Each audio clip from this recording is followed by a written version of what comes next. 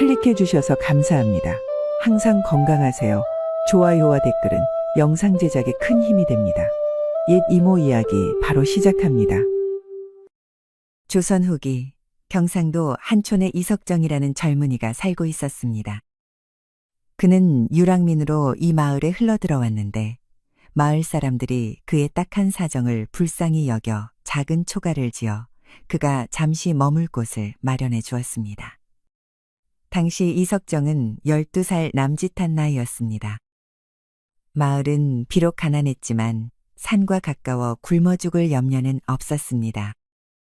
산에는 온갖 나무 열매들이 있어 적어도 배를 채울 수 있었지요. 이렇게 어느덧 이석정이 한양촌에 온 지 10년이 흘렀습니다. 그런데 그 해 갑자기 역병이 창궐했습니다. 마을 사람들은 도망치거나 죽어갔고 더 이상 이곳에서 살아남기 어려워졌습니다. 이석정도 두려움에 사로잡혀 마을을 떠나 다시 유랑 생활을 시작했습니다. 어느 날 그는 고향에서 100리쯤 떨어진 곳에 도착했습니다. 그곳에 큰 과실나무가 있어 몇 개의 열매를 따서 나무 아래 앉아 먹기 시작했습니다. 열매를 다 먹은 후 피로가 몰려와 그는 잠시 낮잠을 자려고 누웠습니다. 그런데 눈을 감자마자 나무 위에서 까악까악 시끄러운 소리가 들려왔습니다. 이석정이 고개를 들어보니 몇 마리의 까마귀가 나무 위에서 시끄럽게 떠들고 있었습니다. 며칠 동안 계속 걸어온 이석정은 너무 피곤했고 며칠째 제대로 먹지 못해 기분도 좋지 않았습니다. 까마귀들이 계속 시끄럽게 울어대니 잠을 잘 수 없어 화가 났고 돌멩이를 집어 까마귀들을 향해 던졌습니다. 돌이 한 마리의 까마귀를 맞췄고 놀란 까마귀는 배설물을 떨어뜨렸는데 그것이 마침 이석정의 얼굴에 떨어졌습니다. 이에 더욱 화가 난 이석정은 또 다른 돌을 던졌고 이번에는 까마귀가 맞아 부상을 입고 날개를 퍼덕이며 날아다녔습니다. 까마귀가 도망치려는 것을 보고 이석정은 달려가 잡으려 했습니다. 날개를 다친 까마귀는 나무에서 막 날아올랐다가 땅에 떨어졌습니다. 이석정이 달려가서 잡으려 했지만 까마귀는 다시 날아올랐습니다. 이석정은 포기하지 않고 계속 쫓았는데 얼마 가지 않아 뜻밖의 일이 벌어졌습니다. 풀숲 사이에서 갑자기 우물이 나타났고 이석정은 까마귀를 잡으려는 생각에 정신이 팔려 발 밑에 우물을 보지 못했습니다. 깨달았을 때는 이미 늦었고 그만 우물에 빠지고 말았습니다. 새도 잡지 못하고 자신만 우물에 빠져 이석정의 기분은 말할 것도 없었습니다. 다행히 우물은 깊지 않았고 바닥에는 잡초가 가득했습니다. 이석정은 아픈 엉덩이를 문지르며 일어서려고 했습니다. 그때 그의 손이 갑자기 딱딱한 물건에 닿았습니다. 특별히 생각하지 않고 그 물건을 집어 올렸는데 보자마자 혼비백산할 정도로 놀랐습니다. 그것은 사람의 뼈였습니다. 아이고머니, 이석정은 크게 소리치며 뼈를 던져버렸습니다. 진정한 후 그는 우물 바닥 상황을 자세히 살펴보았습니다. 우물 바닥 한쪽 구석에 잡초가 있었고 잡초 사이로 백골이 보였습니다. 어린 시절부터 혼자 살아온 이석정은 이미 담대한 성격이 되어 있었습니다. 처음에는 백골을 보고 겁을 먹었지만 마음을 진정시키자 무섭지 않았습니다. 이 백골은 누구의 것일까? 어떻게 우물 바닥에 떨어진 것일까? 혹시 나처럼 실수로 떨어진 것일까? 아니지, 이 우물은 그리 깊지 않아. 떨어졌다 해도 스스로 올라갈 수 있을 텐데 왜 올라가지 않았을까? 이석정이 백골을 바라보며 생각에 잠겨 있을 때 원래 백골 위에 안정적으로 놓여 있던 두개골이 갑자기 굴러떨어져 이석정 앞에 멈췄습니다. 백골은 원래 말라버린 우물벽에 기대어 있었고 두개골은 벽에 닿아 있었습니다. 두개골이 이석정 앞에 떨어진 후 그는 뒷부분을 확실히 볼 수 있었습니다. 이번에는 이석정이 확실히 보았습니다. 두개골의 뒤통수에는 계란보다 큰 구멍이 있었습니다. 이석정은 이제 이해했고 백골을 다시 한번 살펴본 후 불쌍히 여겼습니다. 백골이 너무 쓸쓸해 보여서 이석정은 우물 바닥에 구덩이를 파고 백골을 묻어주기로 했습니다. 우물 바닥의 흙은 매우 부드러웠고 아마도 우물 입구에서 떨어진 흙인 것 같았습니다.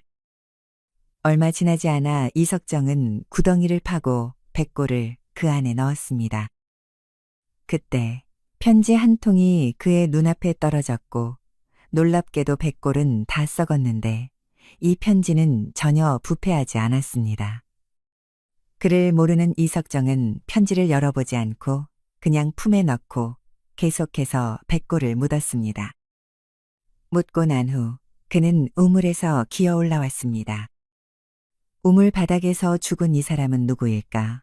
왜 여기서 죽었을까? 그의 뒤통수에 있는 큰 구멍으로 보아 아마도 누군가에게 해를 당한 후 우물에 던져진 것 같았습니다. 하지만 누가 그를 해쳤을까요? 우물 바닥을 바라보며 이석정은 오랫동안 마음이 진정되지 않았습니다. 잠시 생각한 후 그는 그를 아는 사람을 찾아 편지에 무엇이 쓰여 있는지 알아보기로 했습니다. 어쩌면 단서를 찾을 수 있을지도 모르고 최소한 그의 이름이라도 알 수 있을 것입니다. 그러면 그의 가족에게 소식을 전할 수 있고 그의 영혼이 이승을 떠돌지 않을 것입니다. 그렇게 생각하며 그는 큰 길로 향했습니다. 마침 그가 큰 길에 도착했을 때 선비 모습을 한 젊은 남자를 만났습니다. 이석정은 즉시 그 편지를 꺼내 선비에게 읽어달라고 부탁했습니다. 선비는 편지가 정중일이라는 남자가 그의 아버지에게 쓴 것이라고 말했습니다. 그것은 단순한 가족 편지였고 인사와 안부 외에는 특별한 것이 없었습니다. 하지만 이석정을 기쁘게 한 것은 이 편지를 통해 사망자의 이름이 정중일이라는 것과 그가 이곳에서 100리 떨어진 정가촌에 살았다는 것을 알게 된 점이었습니다. 선비에게 감사를 표한 후 이석정은 정가촌으로 향했습니다. 사흘 후 그는 정가촌에 도착했습니다. 그날은 이미 해가 저물어서 그는 마을 밖에서 하룻밤 묵기로 하고 다음 날 아침에 마을로 들어가기로 했습니다. 여러 날 동안의 여행으로 지친 이석정은 길가에서 멀지 않은 구덩이에 누웠습니다. 막 누운 지 얼마 안 되어 갑자기 날씨가 변했고 곧 폭우가 쏟아졌습니다. 이석정은 서둘러 구덩이에서 일어나 비를 피할 곳을 찾으려 했지만 사방이 어둡고 어디에도 그가 머물 곳이 없었습니다. 게다가 너무 지치고 배고픈 데다 비에 흠뻑 젖어 그는 땅에 쓰러져 의식을 잃고 말았습니다. 이상하게도 그가 쓰러진 지 얼마 지나지 않아 폭우가 그쳤습니다. 날이 밝을 무렵 이석정은 여전히 구덩이에 누워 있었습니다. 그가 멍하니 있을 때 약 50세쯤 되어 보이는 노인이 하인을 데리고 구덩이 앞에 흙더미 앞에 멈춰서 있었습니다. 만약 이석정이 깨어나 자신이 누워있는 곳을 보았다면 분명 놀랐을 것입니다. 어제는 날이 너무 어두웠고 이석정은 너무 지쳐 있어서 그만 길가의 무덤에 누워 잠이 든 것이었습니다. 노인은 무덤 앞에 도착한 후 하인에게 지시하여 제사용품을 꺼내 무덤 앞에 놓고 무덤 앞에서 절을 하면서 말했습니다. 중일아, 아버지가 왔다. 중일? 무덤에 묻힌 사람이 바로 정중일 아니던가? 이석정은 흐릿한 의식 속에서 생각했습니다. 노인이 무덤 앞에서 절을 하고 있을 때 곁에 있던 하인이 갑자기 큰 소리로 외쳤습니다. 나리, 빨리 와보십시오. 여기 사람이 누워 있습니다. 하인의 외침을 듣고 노인은 서둘러 다가갔고 자세히 보니 한 거지 같은 남자가 무덤에 누워 있고 의식이 없었습니다. 김찬봉, 빨리 이 사람이 살아있는지 확인해 보게. 노인은 김찬봉이라는 하인에게 명령했습니다. 김찬봉은 즉시 무덤으로 뛰어내려가 이석정의 코에 손을 대어 숨을 확인했습니다. 나리, 아직 숨이 붙어 있습니다. 빨리 그를 끌어올려야 합니다. 이렇게 해서 이석정은 김찬봉에 의해 무덤에서 끌어올려졌습니다. 노인은 이석정을 향해 소리쳤습니다. 젊은이 빨리 깨어나게. 하지만 이석정이 깨어나지 않자 그의 이마에 손을 대어 보았습니다. 이런, 너무 뜨겁네. 안 되겠군. 병이 든 것 같아. 김찬봉, 빨리 그를 수레에 태우게. 나리, 하지만 도련님 제사가 아직 끝나지 않았는데요. 아이고, 목숨이 중요하지. 다음에 다시 오세. 말을 마치자 노인과 김찬봉은 이석정을 수레에 태웠습니다. 집에 도착하자마자 한 젊은이가 달려와 물었습니다.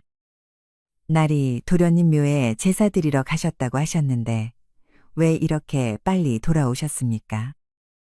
노인은 뒤에 있는 마차를 가리키며 말했습니다. 묘지에 도착했을 때 한 젊은이가 그곳에서 쓰러져 있는 것을 발견했네. 아직 살아있는 것 같아서 먼저 데려왔어. 박만복, 빨리 그를 뒤채 방으로 데려가고 의원을 불러오게. 박만복이라 불린 이 젊은이는 즉시 김찬봉과 함께 이석정을 방으로 데려갔습니다. 내가 여기서 그를 지킬 테니 당신은 의원을 모셔오게. 박만복이 김찬봉에게 지시했습니다. 김찬봉이 떠난 후 박만복은 이석정 곁에서 자세히 그를 살펴보았습니다. 이석정은 온몸이 젖어 있고 온통 진흙투성이었습니다. 박만복은 튼튼했기 때문에 그의 옷을 벗겨주려고 했습니다. 막 손을 대려는 순간 편지 한 통이 이석정의 몸에서 떨어졌습니다. 거지 신세인데 어떻게 편지가 있지? 박만복은 의아함을 안고 그 편지를 집어들었습니다. 편지 봉투에 적힌 몇 글자를 보는 순간 그의 얼굴색이 변했고 즉시 편지를 여러 내용을 확인했습니다. 이 박만복이라는 사람의 표정은 점점 더 어두워졌습니다. 이때 하인 김찬봉이 의원을 데리고 돌아왔습니다. 박만복은 서둘러 편지를 숨기고 아무 일도 없었던 것처럼 행동했습니다. 의원은 진찰 후 이석정은 단지 감기에 걸렸을 뿐이라며 약을 처방하고 떠났습니다. 어느덧 날이 저물었고 이석정은 깨어났습니다. 그는 주위를 둘러보았습니다. 여긴 어디지? 왜 내가 여기 있지? 누군가가 나를 구해준 걸까? 하지만 누가 나를 구했을까? 그가 의문에 빠져 있을 때 갑자기 문이 열렸습니다. 키가 작고 마른 그림자가 들어왔습니다. 이석정이 멍하니 있을 때 그림자는 갑자기 그에게 달려들어 그를 깜짝 놀라게 했습니다. 반짝이는 날카로운 칼이 이미 그의 목에 대어져 있었습니다. 소리내지 마. 그림자가 낮은 목소리로 명령했습니다. 이 갑작스러운 사건에 이석정은 겁에 질렸습니다. 그는 떨면서 낮은 목소리로 말했습니다. 형님, 무슨 일이십니까?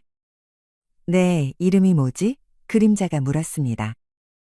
형님, 제 이름은 이석정입니다. 저는 거지입니다.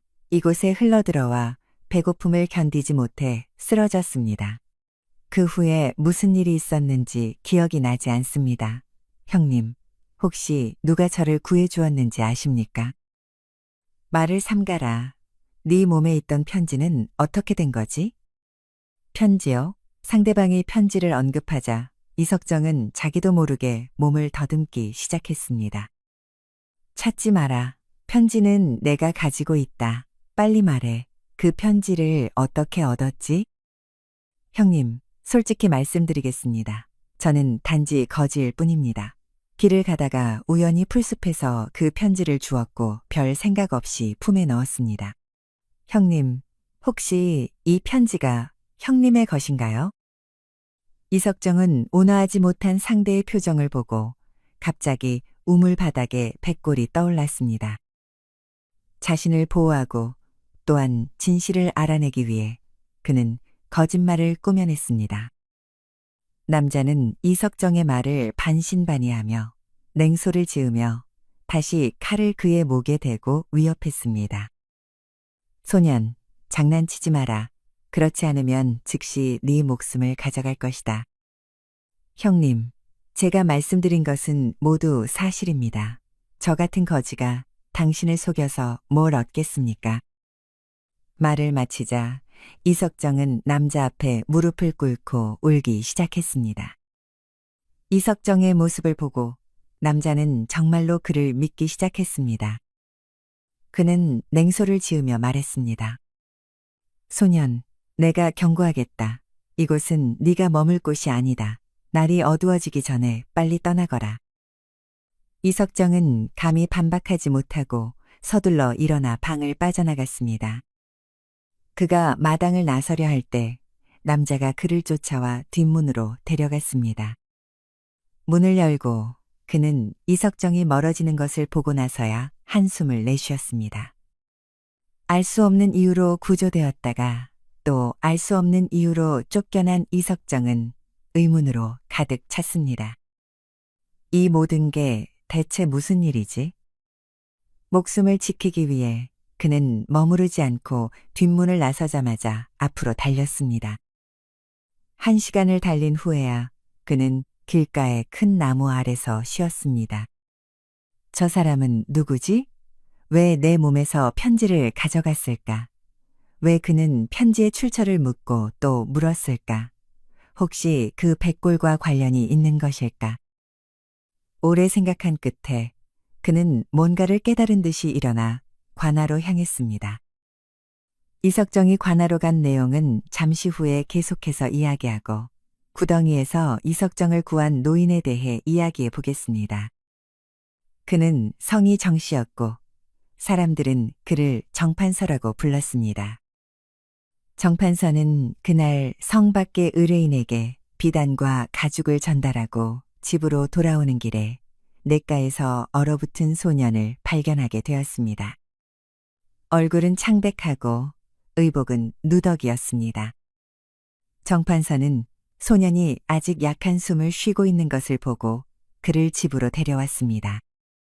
소년은 며칠 휴식을 취한 후 기력을 회복했고 그의 이름이 박만복이며 외지인으로 장사를 하러 왔다가 불행히도 강도를 만났다고 했습니다. 함께 여행하던 대부분의 사람들이 살해당하고 돈도 모두 약탈당했습니다. 그는 산 계곡으로 뛰어내려 겨우 목숨을 건졌고 이곳까지 걸어왔다가 추위에 쓰러진 것이었습니다. 정판사는 박만복의 가족 상황을 물었고 박만복은 부모님이 기근으로 돌아가셨고 이제 그는 홀로 남았다고 했습니다. 정판사는 그가 불쌍하다고 느껴 그를 머물게 했습니다.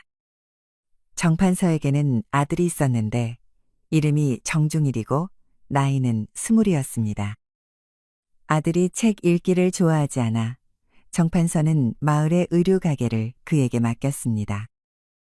2년 전 정중일은 임시성을 가진 여자와 결혼했고 결혼한 지 반년 만에 정중일은 집으로 돌아오는 길에 강도를 만나 해를 입었습니다. 그해 추석 정판서는 집에서 아들이 돌아와 가족이 함께 모이길 기다렸지만 대신 박만복 혼자 상처를 입고 돌아왔습니다. 정판서는 깜짝 놀라 물었고 그제서야 그들이 돌아오는 길에 강도를 만났다는 것을 알게 되었습니다. 강도들은 그들의 재산을 빼앗았을 뿐만 아니라 정판서의 아들 정중이를 잔인하게 살해했습니다. 박만복은 목숨을 걸고 도망쳐 소식을 전하러 왔습니다. 정판서는 이 소식을 듣고 큰 충격을 받았습니다. 정신을 차린 후 그는 관청에 신고하고 박만복과 함께 사건 현장으로 달려갔습니다. 현장에 도착했을 때 정판서는 아들이 이미 알아볼 수 없을 정도로 심하게 다쳤고 오직 옷으로만 그의 시신을 확인할 수 있었다는 것을 알게 되었습니다. 범인을 찾기 위해 정판서는 많은 돈을 썼지만 범인은 마치 흔적도 없이 사라진 것 같았습니다. 이석정을 구한 후 정판서는 마음에 걸려 다음 날 아침 일찍 박만복을 불러 이석정의 상태를 물었습니다. 하지만 박만복은 그 사람이 아침 일찍 떠났다고 했습니다. 정판서는 의외로 여겼지만 크게 신경 쓰지 않았습니다. 그날 밤 정판서는 뒷간을 다녀오다가 한 사람이 며느리의 방으로 들어가는 것을 보았습니다. 정판서는 매우 의아해 살며시 뒤따라갔습니다. 그 사람의 목소리를 듣고 나서 그는 조용히 자기 방으로 돌아왔습니다. 정판서의 아내는 남편이 걱정스러운 표정을 짓고 있는 것을 보고 물었습니다. 여보, 무슨 일이세요? 뒷간 다녀오셨는데 왜 그리 근심이 가득하신 것 같으세요? 정판서는 한숨을 내쉬며 말했습니다. 당신, 내가 방금 무엇을 보았는지 아시오? 뭘 보셨길래요? 혹시 귀신이라도 보셨나요? 아니, 그런 게 아니요. 내가 박만복이 우리 며느리 방에 들어가는 걸 봤어. 그리고 그들은. 정판서는 더 말을 잇지 못했습니다. 네, 혹시 잘못 보신 게 아닐까요? 우리 집에 식구가 몇 안 되는데 내가 어찌 잘못 볼 수 있겠소? 아내가 말했습니다. 우리 며느리도 참 불쌍하지요. 아들이 세상을 떠났을 때 내가 그녀에게 다시 시집가라고 권했지만 그녀는 죽어도 싫다고 했어요. 이 일은 어찌해야 할까요? 아내가 계속해서 말했습니다. 사실 우리도 박만복을 양자로 삼을 생각이었잖아요. 만약 그들 사이에 정이 있다면 그냥 허락해 주는 게 어떨까요? 정판서는 아내의 말을 듣고 깊이 생각에 잠겼습니다. 충분히 고민한 후 그는 이 일을 묵인하기로 했고 며느리와 박만복에게도 이 사실을 알렸습니다. 그는 원래 며느리가 반대할 것이라 생각했지만 뜻밖에도 그녀는 바로 동의했습니다. 사흘 후 정판서는 두 사람을 위해 혼례를 치렀습니다. 혼례가 진행되는 도중 갑자기 한 무리의 관아 사람들이 들이닥쳐 신랑인 박만복을 묶어 관아로 끌고 갔습니다. 모두가 어리둥절해했고 정판서 부부도 뒤따라갔습니다. 알고 보니 이석정이 며칠 동안 겪은 일을 통해 깨달음을 얻고 관아에 신고한 것이었습니다. 그 편지는 틀림없이 노인의 아들이 쓴 것이었고 우물 속의 백골은 노인의 아들일 것이라 생각했습니다. 박만복이 편지를 보고 보인 반응으로 보아 그는 백골의 죽음과 관련이 있을 것이라 짐작했고 그날 밤 그의 방을 찾아온 사람의 목소리가 박만복의 것이라는 것도 알아차렸습니다. 정판서는 이석정을 통해 사실을 전해 듣고 슬픔과 분노에 사로잡혔습니다. 그는 고을 수령에게 가서 호소했고 수령은 박만복을 체포하도록 명령했습니다. 관아에서 수령은 박만복을 보고 큰 소리로 말했습니다. 박만복, 네가 어찌하여 이석정의 몸에서 나온 편지를 보고 그토록 당황했느냐? 말해보아라. 우물 속 백골과 너는 무슨 관계냐? 처음에 박만복은 인정하지 않았지만 수령이 형벌을 가하려 하자 겁을 먹고 모든 것을 자백했습니다. 사실 박만복은 정씨 집에 온 후 처음에는 정판서에게 매우 감사했고 성실하게 일했습니다.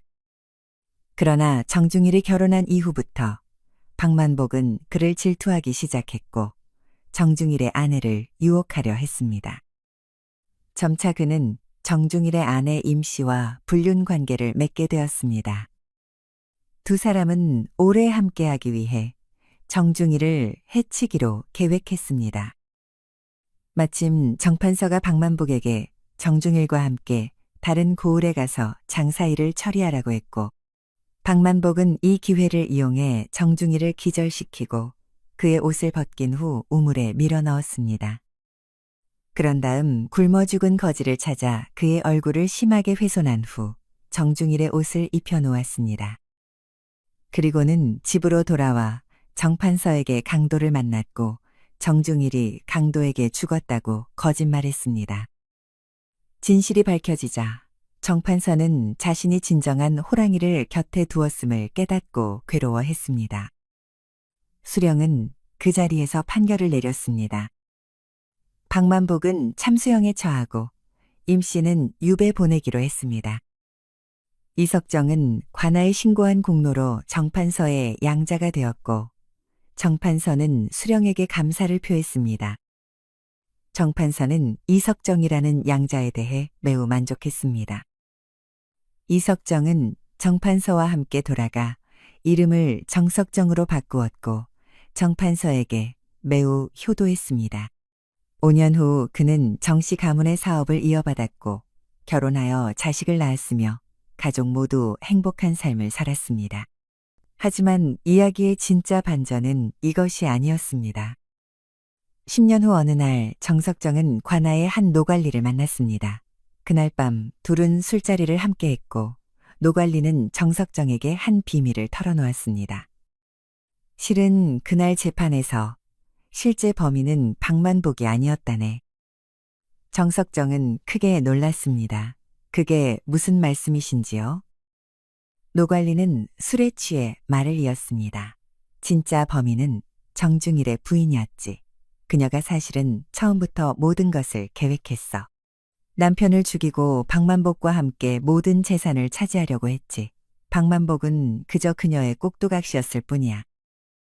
그렇다면 왜 양형의 차이가 있었던 겁니까? 정석정이 물었습니다. 당시 수령은 정판서가 더 큰 충격을 받지 않도록 배려한 거야. 자신의 아들이 아내에게 살해당했다는 사실을 알면 정신이 나가버릴 수도 있었으니. 그래서 박만복이 주범이고 부인은 단지 유혹당한 것처럼 판결한 거지. 정석정은 집으로 돌아와 깊은 생각에 잠겼습니다. 그는 자신이 가문을 이은 것이 정말 옳은 일이었는지 고민했습니다. 하지만 그는 정판서의 마지막 몇 년을 행복하게 해준 것으로 위안을 삼았습니다. 다음 날 정석정은 가족의 묘를 찾아가 정중일에게 참배했습니다. 그리고 지금까지 알려지지 않은 진실을 그에게 조용히 전했습니다. 바람이 불어오자 그는 마치 정중일이 자신의 말을 듣고 평안해진 것 같다고 느꼈습니다. 삶은 때로 우리가 상상할 수 없는 방향으로 흘러갑니다. 이석정은 단지 까마귀를 쫓다 어쩌다 발견한 백골 하나가 그의 인생을 완전히 바꾸어 놓았습니다. 우리는 때로 우연히 마주친 상황이 인생의 전환점이 될 수 있다는 것을 기억해야 합니다. 그리고 진실은 표면적으로 보이는 것보다 훨씬 복잡하고 깊을 수 있습니다. 정판서는 결코 아들의 죽음에 대한 완전한 진실을 알지 못했습니다. 어쩌면 그것이 그에게는 자비로운 일이었을지도 모릅니다. 옛 이모 영상을 빠르게 만나보시려면 가운데 동그라미를 클릭하여 구독을 눌러주세요. 새로운 영상이 올라오면 알림이 옵니다. 다음 동영상과 추천 영상도 재미있으니 많은 시청 바랍니다. 감사합니다.